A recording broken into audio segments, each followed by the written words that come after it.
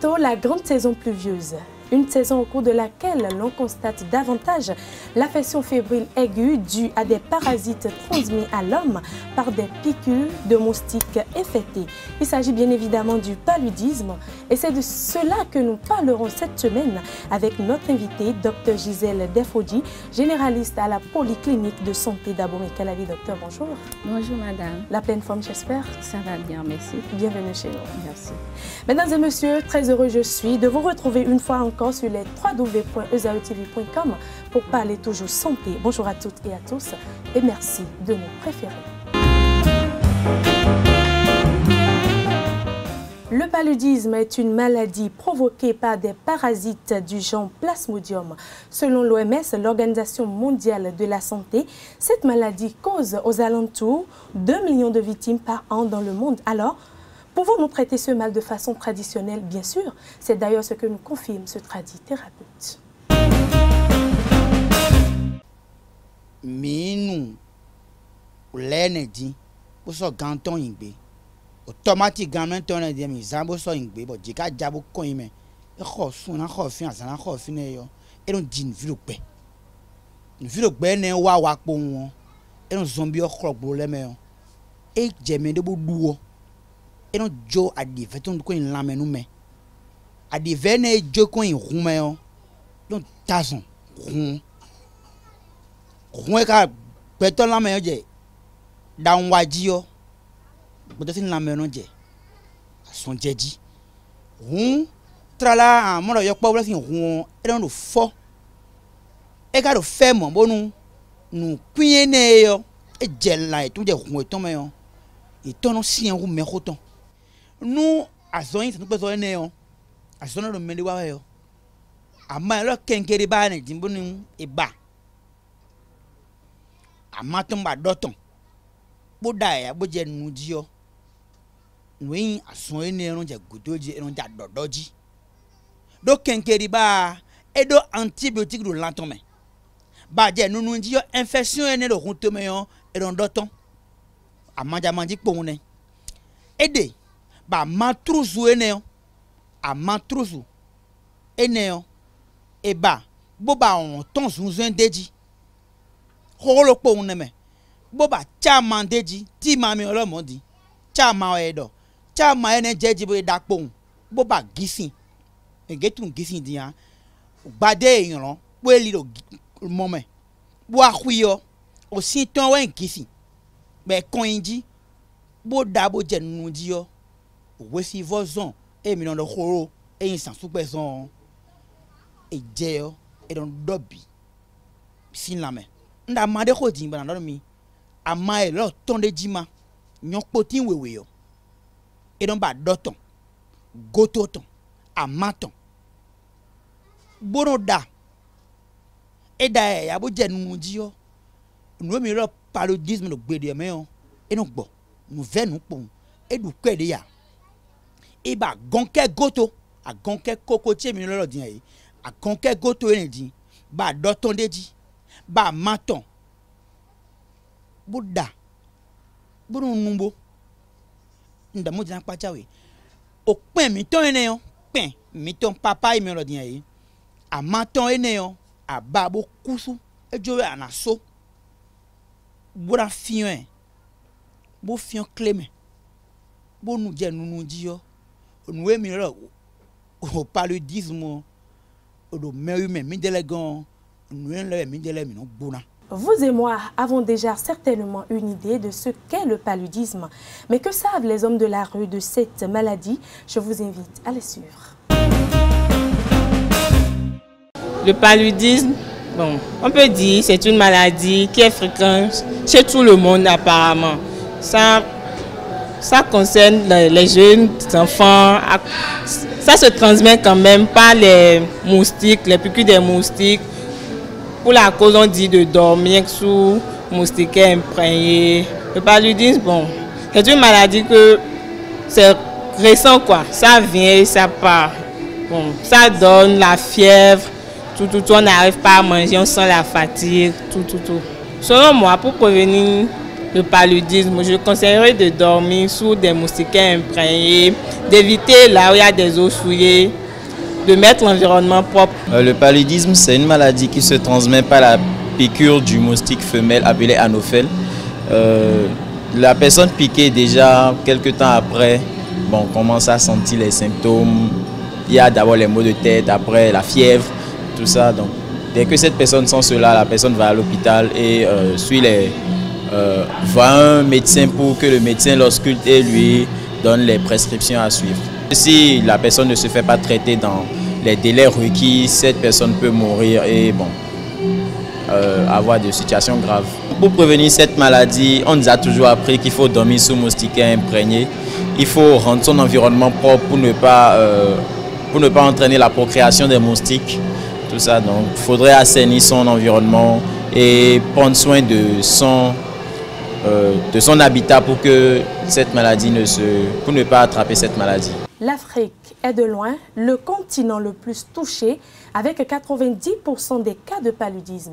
Mesdames et messieurs, vous en saurez davantage sur cette maladie en ce qui concerne sa manifestation, ses symptômes et surtout sa prévention avec notre invitée Dr Gisèle Defodji.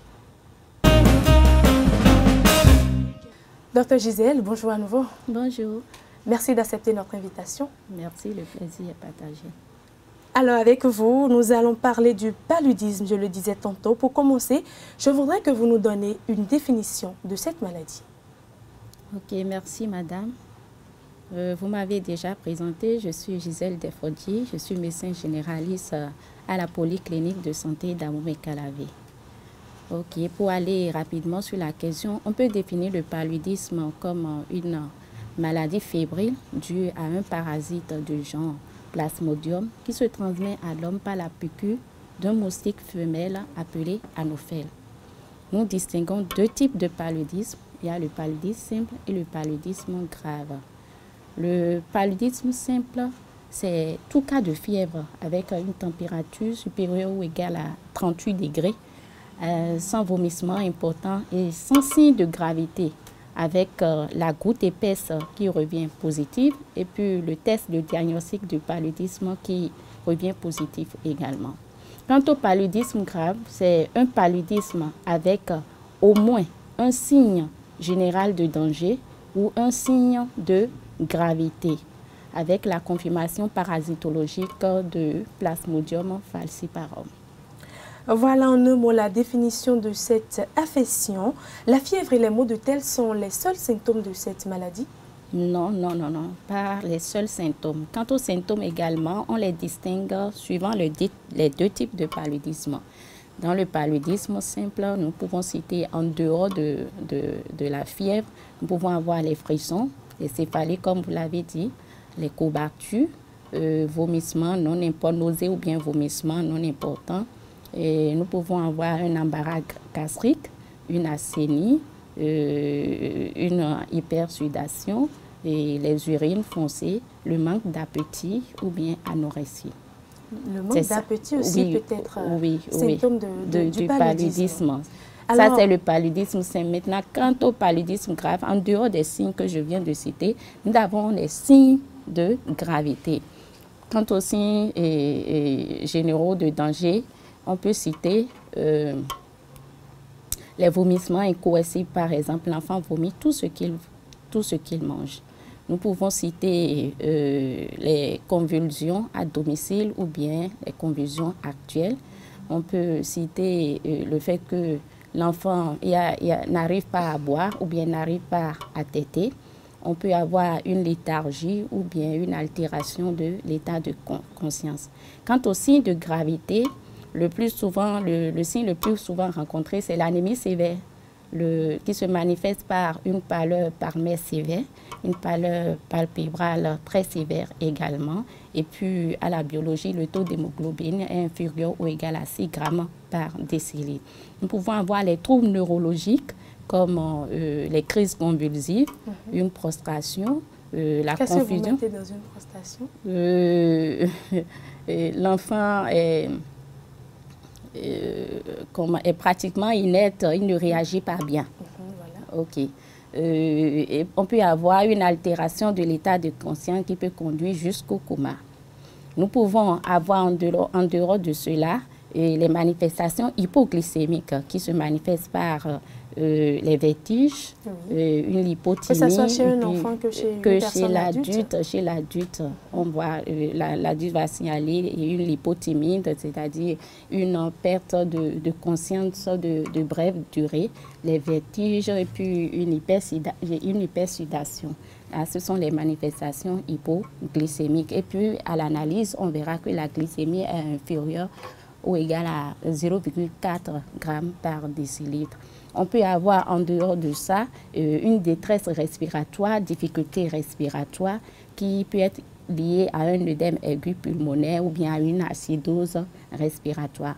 Nous pouvons avoir les urines Coca-Cola comme la masse commune le dit souvent, les urines Coca-Cola, c'est une hémolyse intravasculaire. Ça peut être un signe de gravité également. En dehors de cela, nous pouvons avoir l'ictère comme signe de gravité. L'ictère, c'est une coloration jaune des téguments et des muqueuses. On peut également avoir une insuffisance rénale qui va se manifester par une oligurie, c'est-à-dire le patient va émettre de petites quantités d'urine. Et puis à la biologie, on verra qu'il y aura une hypercréatinémie. Docteur Gisèle, j'ai une petite préoccupation. Oui. On entend souvent dire que, bon, cette personne, il souffre de... Je vais enfant, hein, recevant à sourd, recevant assis. Oui. Il existe vraiment ces types de paludisme et quelle différence il y a entre ces deux types de paludisme?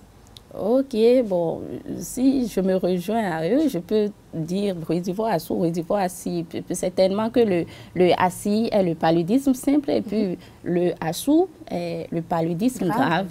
C'est comme ça que je peux expliquer. Voilà. S'il n'est pas traité à temps, le paludisme, on peut évoluer vers une affection sévère, souvent mortelle. Alors, n'existe pas des méthodes préventives, docteur Gisèle? Oui, il existe des méthodes préventives. La première, c'est l'utilisation des moustiquaires et imprégnés d'insecticides à longue durée d'action. Donc, ces moustiquaires sont souvent distribués lors des vaccinations, des séances de vaccination ou lors des campagnes de distribution de moustiquaires. Et il y en existe également dans les officines de pharmacie à moindre coût. Donc, j'invite la population à s'en procurer et puis à les utiliser vraiment. Ce n'est pas fait pour la valise, ce n'est pas fait pour les sacs. Donc, que les mamans sortent ces moustiquaires et que tout le monde se l'applique. Surtout que nous nous approchons de la saison pluvieuse. De la saison pluvieuse. En dehors de ça, il faut la pose de grillage aux portes et puis aux fenêtres. Bref, sur toutes les ouvertures des habitations. Il faut, dès la tombée du soleil, le soir, porter des vêtements longs pour se protéger. Et il faut assurer la lutte anti-larvaire qui passe par l'assainissement du milieu de l'environnement. Donc, il faut de l'hygiène. L'hygiène, il faut éliminer les gîtes larvaires. Il faut désherber l'entourage, c'est-à-dire sacler son milieu de vie. S'il y a les herbes, il faut les sacler. Il faut éliminer rapidement les eaux sales qui favorisent le développement des larves, des moustiques. Également, à l'endroit des femmes enceintes, il faut la prophylaxie ou bien le traitement préventif intermittent avec l'association de la sulfadocine et puis la pyrimétamine connue sous le nom de SP. Donc, en consultation prénatale, les sages-femmes doivent pouvoir donner ces 3 comprimés de SP aux femmes. La prise doit être supervisée. Donc, à partir de la 16e semaine d'aménorrhée ou bien à partir de l'apparition des premiers bruits et mouvements fœtaux. Et puis, cette prise-là peut être renouvelée au 2e trimestre ou bien au 3e trimestre, tout en tenant compte du fait qu'il doit y avoir 1 mois, 4 semaines d'intervalle entre chaque prise. Après ça, il faut une bonne alimentation, une bonne hydratation au quotidien. Ça, c'est la prévention primaire. La prévention secondaire, c'est qu'il faut un traitement rapide et adéquat des cas de paludisme simple chez les sujets à risque.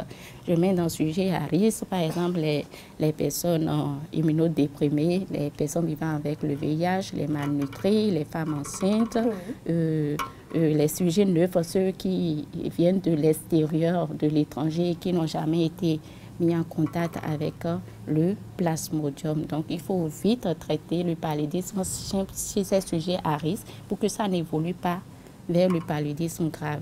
Quant à la prévention tertiaire, il faut assurer une référence rapide des cas de complications, des cas de paludisme grave vers une structure appropriée. Parce que ce n'est pas tous les centres qui sont en mesure d'assurer la prise en charge des complications du paludisme grave. Donc, il faut que le plateau technique soit... Il y a des centres indiqués pour le faire. Oui, les centres de référence, par exemple, les hôpitaux de référence, par exemple, là, on est sûr qu'ils ont le nécessaire pour assurer la mise en condition de ces différentes... Puisque c'est une maladie mortelle.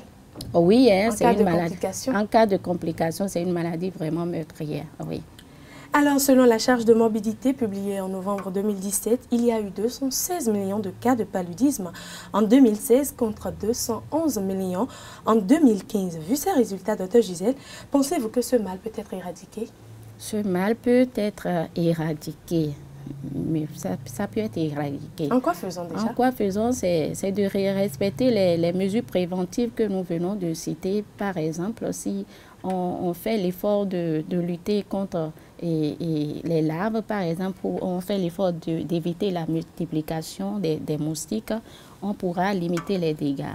Si on fait l'effort d'utiliser les moustiquaires imprégnés, on pourra également limiter les dégâts. Donc, moi, je pense tout simplement qu'il faut respecter les mesures préventives pour pouvoir limiter les dégâts en ce qui concerne le paludisme. Votre opinion sur les éléments que nous venons de suivre, Dr Gisèle? Ok, mes impressions sont bonnes. Hein. Je félicite le thérapeute et puis les différents intervenants pour les informations qu'ils ont données à propos du paludisme. Quant au thérapeute, je vois que nos plantes ont beaucoup de vertus. Je ne peux pas aller contre cela, mais je conseille quand même à la population de se recourir aux hôpitaux, à la médecine moderne pour se faire traiter de façon adéquate. Je ne dis pas que nos plantes n'ont pas de vertus, je reconnais que nos plantes ont beaucoup de vertus, ça peut être efficace, mais je n'ai pas les preuves. Donc, raison pour laquelle je conseille à la population de se recourir à la médecine moderne. On peut faire ça à côté, mais attention au risque de l'insuffisance rénale. D'accord. Parlons de traitement. Parlez-nous à présent des traitements possibles face au paludisme. Ok, merci. Le traitement contre le paludisme se fait également en fonction des deux types de paludisme, le paludisme simple et puis le paludisme grave. Quant au paludisme simple, la politique nationale de lutte contre le paludisme a retenu des combinaisons thérapeutiques. Et à savoir, la première combinaison thérapeutique retenue, c'est l'association, des combinaisons thérapeutiques à base de dérivés d'artémisinine. La première combinaison, c'est la combinaison entre l'artéméter et puis la luméfantrine. Et puis, l'association entre l'artésinate et puis l'amothiakine. Moi, je ne suis pas du domaine. Donc, donc c'est connu sous le nom de CTA. Voilà. Là, c'est mieux. De CTA. Donc, en fonction du poids et de l'âge, les comprimés sont administrés matin et soir pendant 3 jours. La durée du traitement, dans le cas du paludisme simple, c'est 3 jours. Maintenant, dans le cas du paludisme grave, les molécules choisies sont les sels de quinine et puis les dérivés de l'artémisinine également, à savoir l'artésinate par voie injectable et puis l'artéméter l'artésinate par voie intraveineuse et puis l'artéméter par voie intramusculaire. Si vous voulez, je peux aller dans les détails pour donner le dosage par rapport à ces différentes Allez-y, molécules. très rapidement, oui. Ok. Par rapport au sel de quinine, la quinine, il faut l'administrer à 8 mg par kilo toutes les 8 heures. Mais permettez-moi, Madame Gisèle, sinon docteur Gisèle, j'allais dire, il y a certaines personnes qui n'aiment pas prendre la quinine ou qui disent que quand ils le prennent, ils ne se sentent pas bien du coup. Ça entraîne d'autres maladies à leur niveau. Alors, que conseillez-vous à ces derniers? Ok, à ces derniers, la plupart du temps, la quinine a effectivement des effets secondaires tels que l'hypoglycémie qui les dérange surtout. Donc, ce que nous conseillons, quand ce n'est pas une pure contre-indication, c'est de prendre la quinine avec de l'eau sucrée ou bien une boisson sucrée. Comme ça, les troubles qu'ils ont au niveau de l'hypoacousie, que cela cause, ou bien les vertiges que cela cause, si on prend ça avec de l'eau sucrée ou bien une boisson sucrée, l'effet de l'hypoglycémie est atténué. Maintenant, quand c'est une pure contre-indication, par exemple, à la quinine, là, on leur conseille les autres associations de trucs là, les dérivés de l'artémisinine. Oui, par voie injectable, et puis par la suite, ils prennent le relais par les comprimés.